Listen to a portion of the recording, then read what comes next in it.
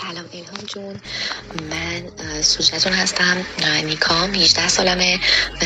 واقعا جلسه‌ای که امروز با هم داشتیم فوق‌العاده بود. اول از همه اینو بگم که مرسی از وقتی که واقعا برام گذاشتین، خیلی برام ارزش داشت، خیلی با حوصله واقعا بهم توضیح دادین، واقعا پای صحبتام نشستین، کنارم بودین، خیلی واقعا برام ارزش داشت، خیلی واقعا حس و حال خوبی ازتون گرفتم و اینکه واقعا انقدر که فن بیانتون قوی بود، قشنگ می‌تونستم تجسم کنم اون چیزایی که باید حالا توی مسیرم می بود، باید توی زندگی میدیدم رو.